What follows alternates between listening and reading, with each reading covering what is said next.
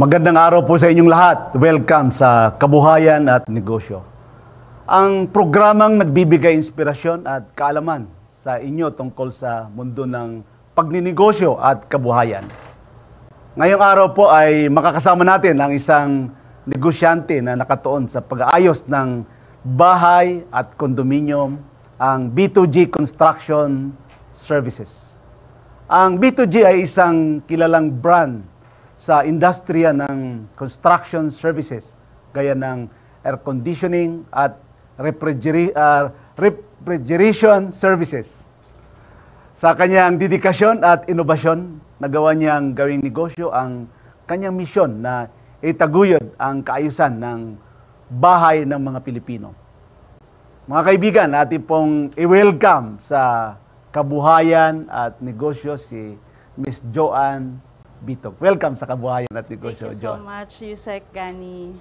At kami po ay nagagalak kasi kanina yung pinagkukwentuhan natin, Joanne, napaka-humble din yung inyong pinag-umpisan. So, sino ba si Joanne Bitog? Saan kayo nag-start? Ito ba ay umpisa ng pagninegosyo mo? Ito yung pinaka-first na trabaho mo? O sino ba si Joanne Bitog? Ayan. Unang-una po, si Joanne Bitog ay isang simpleng mamamayan and servant of God. Okay. So, yun po yung aking primary na ginagampan ng role. I think God has led me to a purpose and also to be a blessing through our business.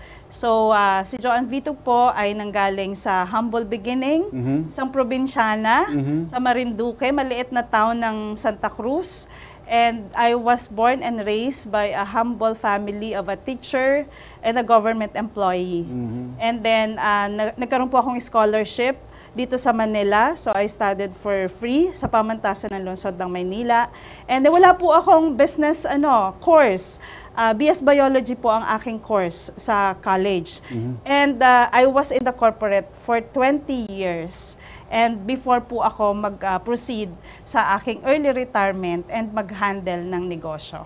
So, ano ka, government scholar? Yes po. So, ano yung course mo? Kasi ikaw ba engineer? Bakit po kayo napunta sa construction business? Yun nga po, it's amazing how God led me to business. BS Biology po ang aking course sa pamantasan ng lungsod ng Maynila. As they say, scholar ng bayan. So, you really have to work hard.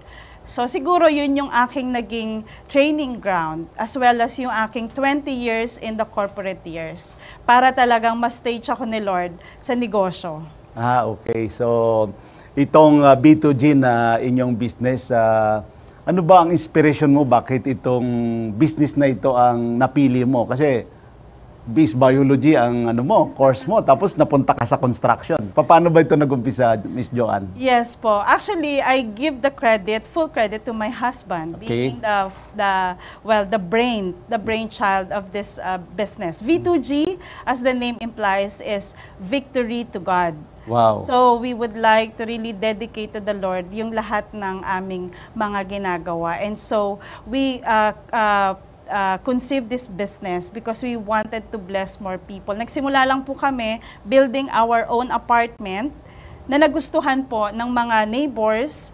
And then, nung nag-build naman po kami ng fit-out sa condo, nagustuhan ng mga friends and neighbors din. So sabi namin ni husband, why not be on this business? Kasi mukhang nagiging maganda ang feedback ng ating mga neighbors and lahat ng nakakakita ng trabaho natin. So, si husband mo ba ay engineer din or pareho kayong hindi? Wala po. My husband is into management, marketing. So, yun po, malayo po talaga din sa negosyo. So, kayong dalawa talaga ito yung pinili nyo na business, itong construction, or meron ba kayong business before na pinasok nyo itong negosyo na to? Naku, marami po kami naging negosyo, Yusek. No? In the past, ang una po, nag-try kami ng food, so catering business. No? Ang dami pong in-experiment. Nag-put up din po kami ng maliit na bar and restaurant sa bandang Southwoods. And then nag-put up din po ng lending, kung ano-ano po talaga sinubukan. So marami kayong mga trial din. Marami Oo. pong trials na nangyari bago po talagang mahanap namin yung passion namin, which is this business. Okay. So aside from construction, ito refrigeration at saka ano pa ang ibang businesses nyo, Miss Joanne? Yan. Meron po kaming V2G, air conditioning and refrigeration services. We also have a small resort, which is Haven by the Lake in Cavinti, Laguna. Oh, sikat na sikat yan. Oo. Thank you po. Oo. So, ngayon, ano ba yung mga, of course, sa business, unang-unang challenge sa mga negosyante ay capital, puhunan. Kayo ba, magkano bang inumpisahan nyo na puhunan dito sa business na to, Miss Joanne? Nakakagulat po. You wouldn't believe na ang kapital lang po namin, wala pa yatang 2 milyon. Okay. Opo, nagsimula lang po kami sa less than 2 million na capital. Tapos ni-roll lang po namin yon. We didn't even loan sa bank. So hindi We kayo just nangutang? used up po our savings kasi natatakot po kaming mag-loan. Siyempre parang bilang a new business owner, yung fear mo, yung worry mo na susustain ko kaya, magiging successful kaya yung negosyo. Pag nag-loan ka sa bank kasi may collateral. So, meaning po wala po kami talagang malaking kapital. We just used what we have, yung mga na-save po namin out of our corporate work. Ako, I work in the corporate, kaya yung na-save. Tapos si husband meron din previous work. Okay. Yun po. So ano ba talaga yung ginagawa ni B2G? Ano mga project para sa kaalaman ng ating mga taga-subaybay sa kabuhayan at negosyo? At baka naman sila ay mga suki natin dito, gusto rin nilang magpagawas. Ano ba talaga yung specialization ng B2G Construction? Okay po. Ang V2G Construction Services po ay design and build. So we start po sa demolition. Meron po kaming mga clients na pinapademolish yung old na structure nila or old houses.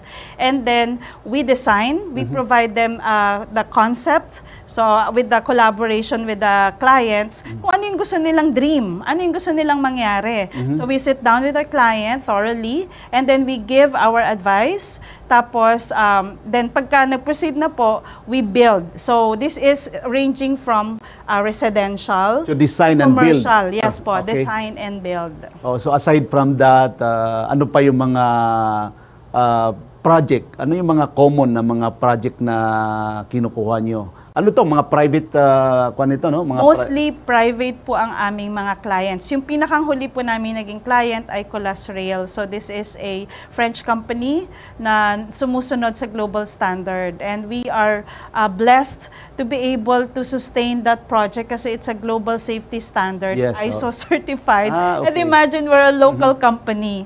So ranging po tayo from local to global, yung ating Galing. mga nagiging clients. So, private mostly po ang ating mga client. Offices, so we do interior, no, fit-outs, yan po yung ginagawa namin. Oo, at ito naman, bakit air conditioning at refrigeration services na naisip nyo na idagdag nyo dito sa construction business? Ang ganda po nito kasi yung mga clients po namin mismo yung nagre-request. So, syempre po kapag nagpagawa po tayo ng house, kasama na po talaga yung aircon. Or sa office, talagang mandatory na may aircon. So, dahil sa request and needs ng aming client, nag-adapt kami doon and we gave in. Sabi namin, sige, we will provide aircon supplies, installation, and maintenance as well. Oo, tama-tama yan, kasi marami tayong mga aspiring entrepreneurs, na mga suki at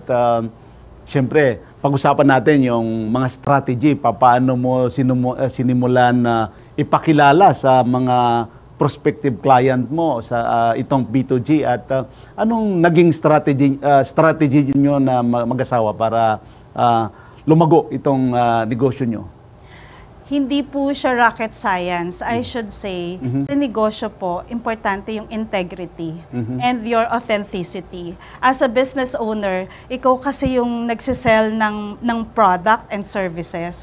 So si husband po, kami mag-asawa, we make it a point to know our client, to establish good relationship with our client, and pag sinisimulan na yung project, we make it a point to to make sure that we communicate to them openly and with transparency. Kasi po yung integrity in our work, the values, pag nakita ng ating client, syempre yung trust and yung credibility na i-establish. So kaya po, nai-recommend po kami sa iba nilang mga kakilala. Wala po kaming dedicated talaga na naging marketing department at the start.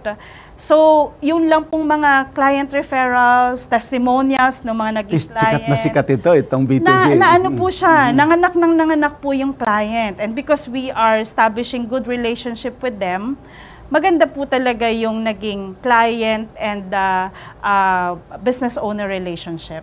So, sa ngayon ay hindi kayo kumukuha ng mga government project, Miss Joanne? Sa ngayon, hindi po. Opo. So, paano yan? Sa mga private, nagbibid din kayo? Opo. Normally, the process po, 3. So, minimum of 3 bidders po ito.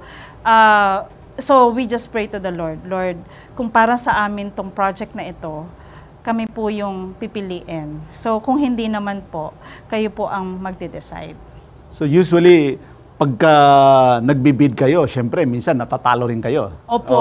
So, ano yung mga future ng B2G ngayon? Paano ang mga strategy nyo for expansion ng mga project ninyo?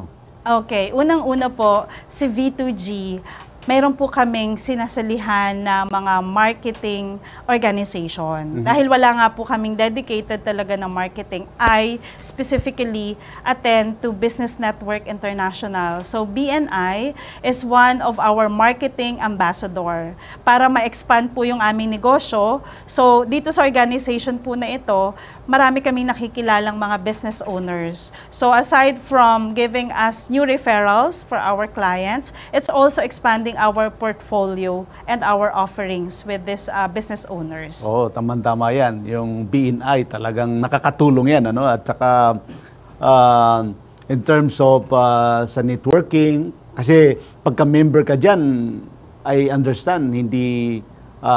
ano ba yan? Sa isang organization, may pwedeng 2, 3 construction or... Sa isang chapter, sir, isa lang po. Isa lang. Opo. So, kumbaga, you own the exclusive marketing right in one chapter. But definitely, BNI po, since it's a global organization, marami siyang chapter. So, meaning, maraming contractor din po sa ibang mga chapters. Of course, ngayon, alam mo naman, yung mga innovation sa construction, So, ano yung mga innovation strategy na ginagamit mo para manatili na very competitive sa merkado itong B2G construction, Miss Joanne? You make it a point po talaga that we educate ourselves in terms of the trends nowadays in construction. We attend seminars. We also make sure that we are up to date with our PCAB license. Yung PCAB license po is for contractors. So without this license, you won't be able to engage po in construction. Kumbaga parang legit talaga na contractor kapag PCAB license ka. So we make sure po that we attend these trainings and seminars ng mga contractors. Para updated na rin kayo. Updated po talaga sa mga trends in construction. Ano yung mga future plans ng B2G at may plano bang mag-expand ito sa ibang market or bagong produkto na nakikita nyo sa industriya ng construction? Sa design and build po, marami talagang pwedeng mangyari.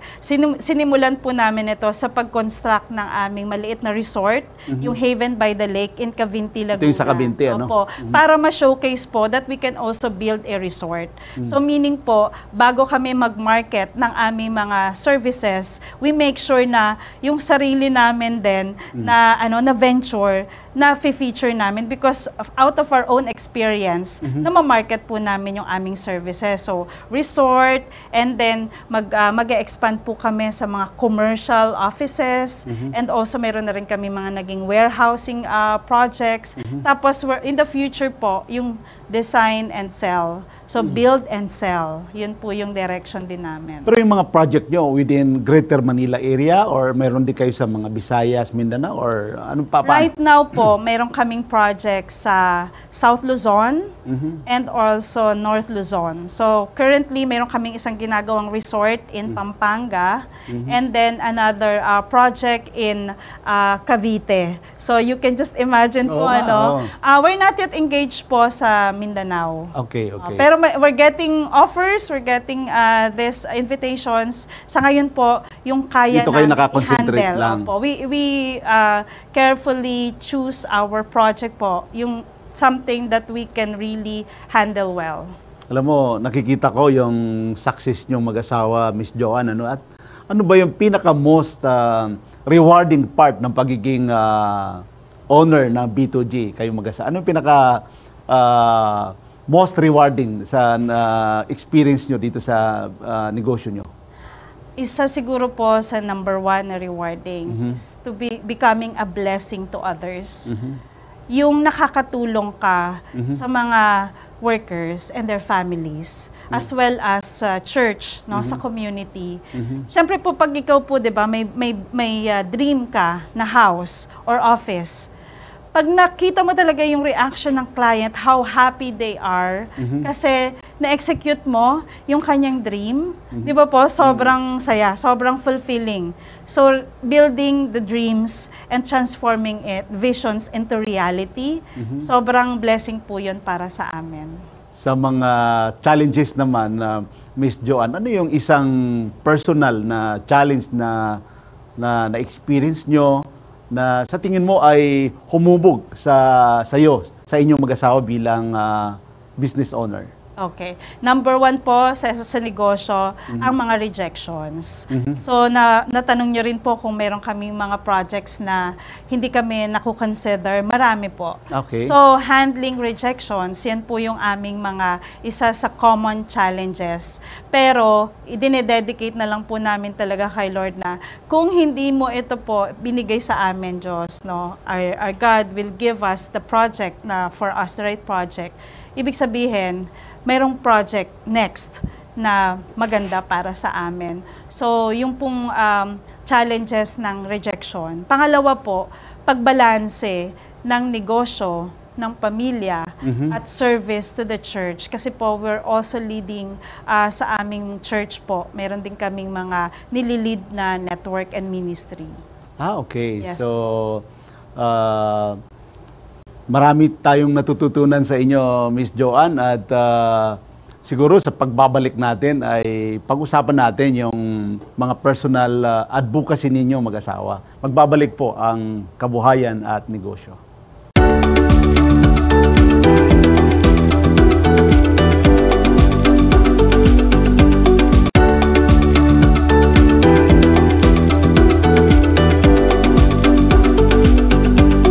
Nandito pa rin po kami ni Ma'am Joanne dito sa Kabuhayan at Negosyo.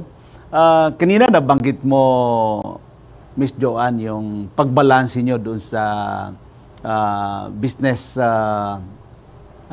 advocacy nyo at paano mo talaga nababalanse at napapatakbo mo yung negosyo nyo at of course yung mga personal na buhay natin. Lalo na, ikaw I understand, you are a full-time mom. Yes po. So, paano nyo ito nababalanse? Opo. Salamat po sa napakagandang question na yan. Hindi po siya madali to establish work-life balance. Initially, parang ang dali lang, diba? Kung papakinggan mo yung work-life balance. Pero ito po ay isa sa pinaka-challenging kasi full-time mom po ako. At the same time, full-time sa negosyo. At the same time, full-time din po sa church and other ministries na ginagampanan po namin. And BNI as well. Yes. So, what we do po is something na biblical. It's by the word of God that seek first His kingdom. So, isa yan sa sekreto mo na madasaling kayo mag-asawa. Uunahin po talaga si Lord. Talagang seek first the word of God. Ano ba yung tinuturo ni Lord? And then refresh daily sa ating Word of God. Tapos from there po, nalilid na kami dun sa aming day-to-day task. And following din po yung tinuturo ni Lord sa pag-establish ng family. Di ba po, honor, respect your husband. Sila ang head of the family. And then, sa mga bata naman po, train up a child in the way they should go. That when they are old, they will not depart from it. So, following po these principles, hindi po kami nawawala doon sa dedication sa aming negosyo, sa pamilya, and doon sa aming ministry, sa aming serving the church as well. Galing naman. At ano naman yung values or principle na talagang nag-guide sa inyo na, ito, very successful entrepreneur kayong mag-asawa? Isa po sa laging nagre-resonate sa akin ito. Work heartily as for the Lord and not for human masters because you are serving the Lord.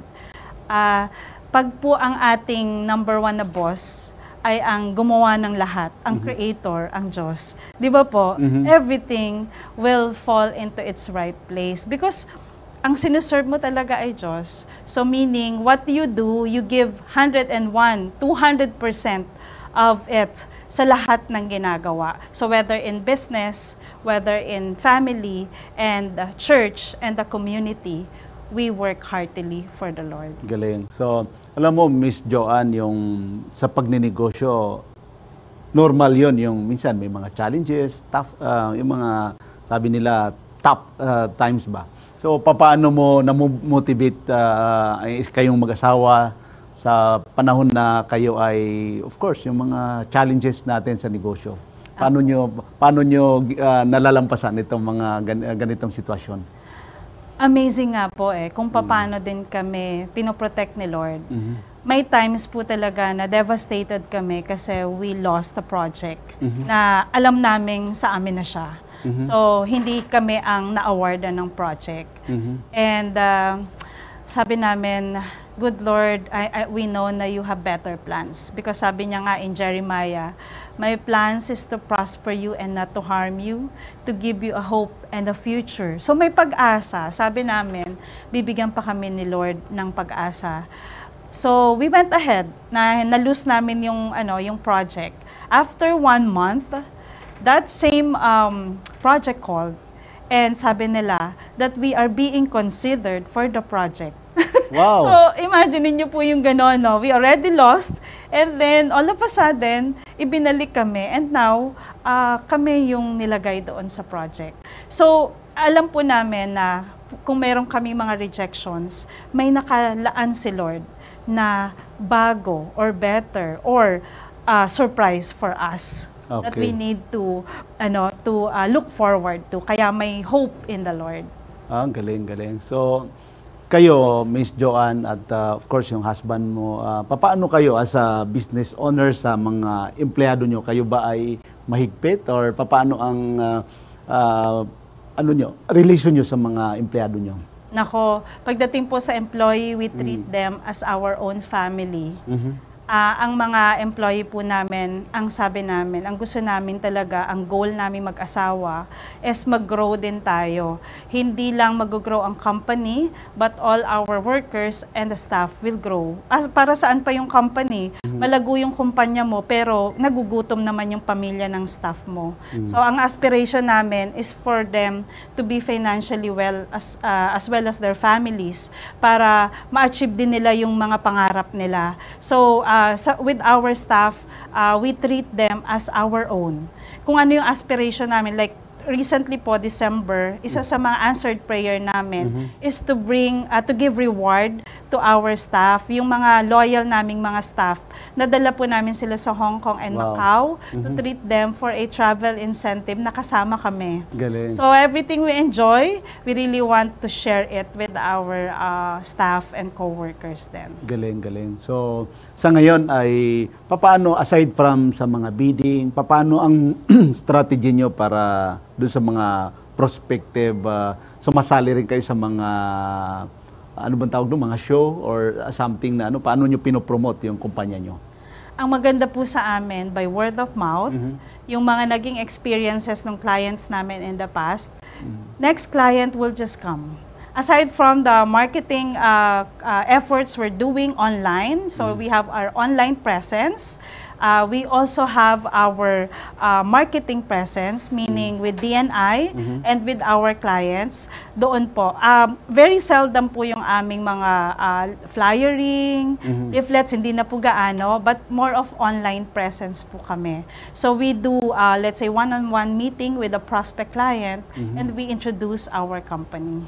So isa po yun sa aming nakikitang mas valuable na, na way to promote our company. So pati mga condominium, nag-aayos din kayo ng paano nyo ginagawa ito? Sa condominium naman po, we have already friends sa mga property managers. So PMOs, we give them our materials, we educate them on what we do. Tapos pag may nakakausap silang mga unit owners, they're the ones recommending us. Galing. Kasi maganda rin naman yung naging reputation namin sa kanila. Yes, sikat na sikat yung B2G, Miss Joanne. At ikaw ba may papayo sa mga aspiring entrepreneurs na paano sila magsimula, lalo na yung mga kulang yung puhunan? So ano ba yung pwede natin ipayo sa kanila, Miss Joanne?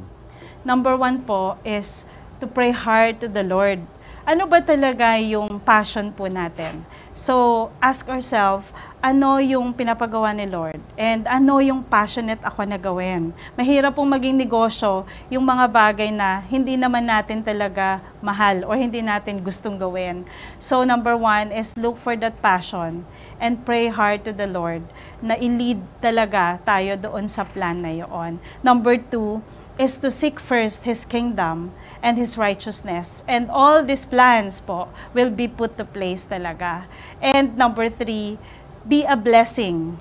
So, yung pong cheerful giver, love talaga ni Lord yon. Di ba po? Pag merong mapagbigay, di ba? Na-draw tayo dun sa tao na yon. So, be a blessing, be a cheerful giver. And then, pang-apat is kailangan po to be part of something bigger than us, than our company, and the community we belong. For our case po, nag-seek po kami ng mentoring and ng help din sa different organizations and people na pwede pong mag-mentor sa amin para matuto din po kami. Kasi hindi po namin talaga alam ang lahat. And pagdating naman po sa financial, we use our own capital. So kahit po maliit yung capital, mapapalago po natin yan by hard work. And then, pwede na po tayo mapagkatiwalaan ng bangko to give us bigger capital kapag na-establish na po natin yung ating credibility as a company and financial stability. Oo, galing. So, may mga natutunan, yung mga, of course, yung mga natututunan mo sa negosyo, meron ka bang gustong i-share na dapat malaman din ng mga katulad yung mga bagong negosyante, aspiring business mga entrepreneurs, may sikreto ka ba na gusto mong i-share paano nila mapalago yung negosyo nila katulad ng naging success ng inyong negosyo, Miss Joanne? Siguro po isang sikreto is don't be afraid to try yung mga bagay na hindi ka komportable. Kasi madalas po tayo, meron tayong worry na baka mag-fail. Don't be afraid to fail. Kasi in failures po, we learn. And in trials, mas nagiging strong po tayo as we go along. So yung journey po natin is always sometimes, trial and error, failure, most of the time, failure talaga. Pero pag alam mo sa sarili mo na hindi ka talaga nagkikwit, kasi alam mong pinagkatiwala ni Lord sa iyo ito, hindi ka niya pababayaan. So, katulad ng nabanggit ko kanina, the Lord has better plans. Kasi sabi niya in Jeremiah, di ba? My plan is to prosper you and not to harm you, to give you a hope and a future. Talagang madasalin ka, Miss Joanne. Sa palagay mo ba, ano ang mga formula ng, lalo na yung mga hindi ganong kalaki ng mga negosyo, construction, company, paano yung formula nyo, strategy nyo para makisabay doon sa mga malalaking construction firm? Okay. Ang formula po is integrity. Integrity in what we do. Importante po na hindi natin shortcut yung trabaho. And importante po na malinaw sa client yung expectations niya ba versus reality, kaya ba siya? Feasible? Is it something na within the timeline? Yung time na gusto ng client, minsan rush, pero hindi naman talaga siya kaya. Hindi kaya. So, be realistic with the client. Huwag paasahin, ano? Huwag pong papaasahin ang client and don't hang them up. Kailangan po, sasabihin natin talaga openly, communicating with them with transparency na ito po talaga ang timeline na matatapos ang project. And ito po talaga financially in terms of the budget needed for the project and all the manpower and other aspects of the project. So be authentic, no? And open sa client to discuss everything in reality. Hindi po yung expectation lang. Okay, tamang-tama yan. At sa pagbabalik naman natin ay pag-usapan natin yung mga siguro mga downfall din ng ibang negosyante at siguradong marami kaming natututunan sa iyo, Miss Joan. Magbabalik po ang Kabuhayan at Negosyo.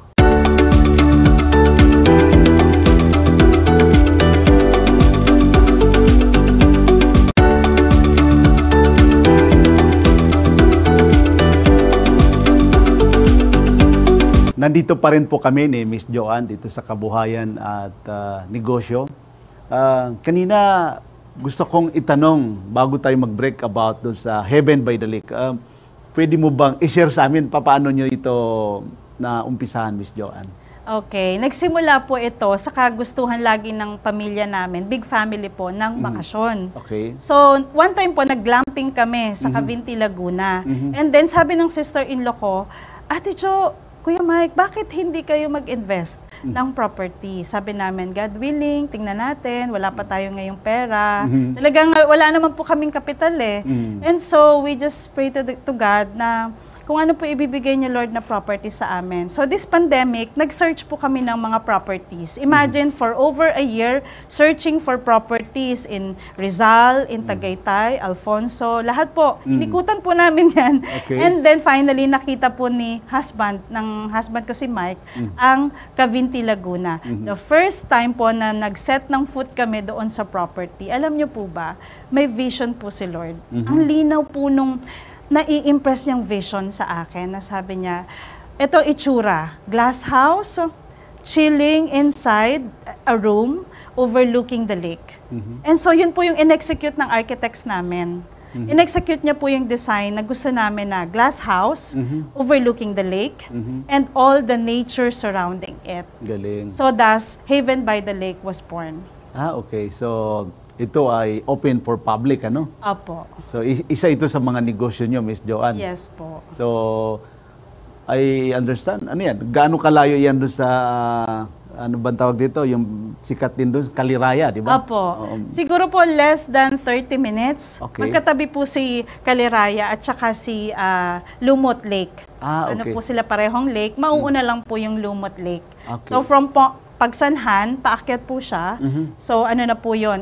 Cavinti. So Lumot Lake. Tapos Kaliraya po yung susunod. So, tuloy-tuloy. So, nabili niyo yung property, talagang tuloy-tuloy na dinevelop niyo yung Opo, alam niyo po ba, ang ganda ng kwento na yan. Kasi pandemic po, walang trabaho po ang construction eh. Yes, Nag-die down po talaga, hindi pwedeng magtrabaho. So pinadala po ng husband ko namin yung mga workers doon sa property na nabili namin. Tapos doon po sila nagtrabaho. And would you So, habang pandemya, pandemic time lockdown. po sila. Lockdown Okay. po sila doon sa property. Kasi sabi namin nakakaawa yung mga workers. Wala po silang income, walang trabaho. At the same time, masusupport natin sila. Pero syempre, kailangan sustainable naman yon.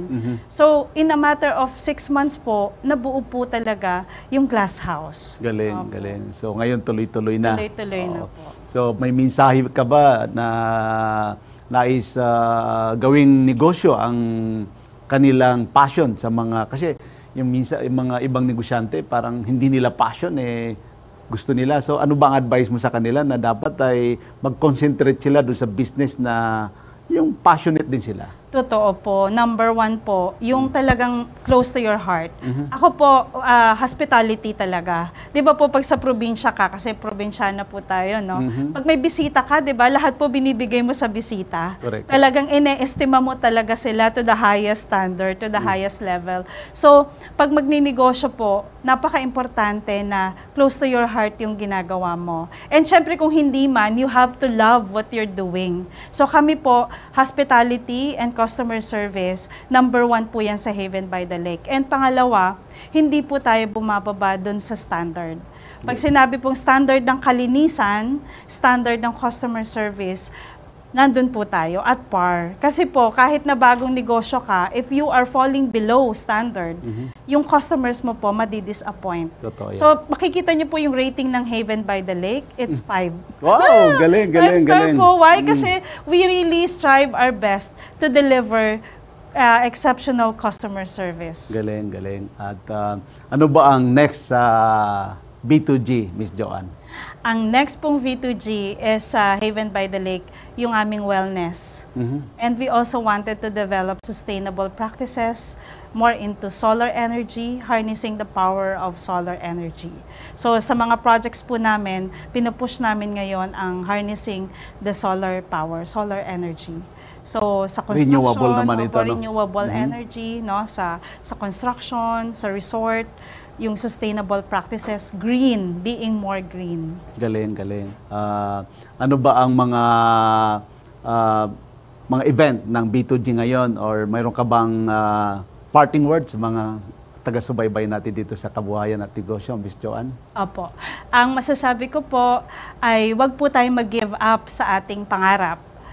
Kahit po galing tayo sa humble beginning, may pangako po ang Diyos sa atin. At create niya po tayo na unique. Minigyan po tayo ng Diyos ng talento na sa'yo lamang yan. So meaning po, kung ano ang pinagkaloob ng Diyos na talento, you really have to use it, you have to multiply it, and you have to use it to bless others and bless the Lord in return by giving tithes and offerings. Kailangang ino-offer natin lahat sa Diyos ang ating ginagawa. Paano ba nila makontak si B2G? Yung mga nais magpagawa ng serbisyo ng B2G, paano yung website, baka pwede mong i-share sa mga kababayan natin. Yes po. You may send us a message via Viber 0918-285-7901 or 0916-296-2164. We also have our Facebook page, Haven by the Lake, and V2G Construction Services, as well as V2G Air Conditioning and Refrigeration Services. Kulang na kulang ang oras natin, Miss Joanne, ano? Pero siguro sa mga iba pang episode ay invite naman natin si Mr. Mo. Yes po. Maraming salamat sa iyo, Miss Joanne. Thank you so much po. Oo, salamat po sa pag-share ng mga lessons sa mundo ng negosyo, Miss Joanne Bitog. Isang patunay po na ang tamang kombinasyon ng sipag, tiyaga at malasakit ay kayang gumawa ng negosyo na hindi lamang kumikita, kundi nagbibigay din ng halaga sa ating bahay. Sa ating pong mga tagapakinig, taga-subaybay, sana ay na-inspire kayo sa episode na ito. Tandaan po natin, ang tagumpay ay nasa kamay ng mga taong handang kumilos, magtiwala sa kanilang kakayanan. Hanggang sa muli po, ako si Gani Makatuman, nagpapaalam at nagpapasalamat sa patuloy po nating pagsuporta ng mga local na negosyo at kabuhayan. We at Kabuhayan at Negosyo are one with the government in our commitment to help Filipino entrepreneurs improve their lives. Lagi po nating tatandaan, kahit anumang sakuna, kahit anumang problema, kayang-kaya natin ito. Ako po si Gani Makatuman at ito po ang Kabuhayan at Negosyo.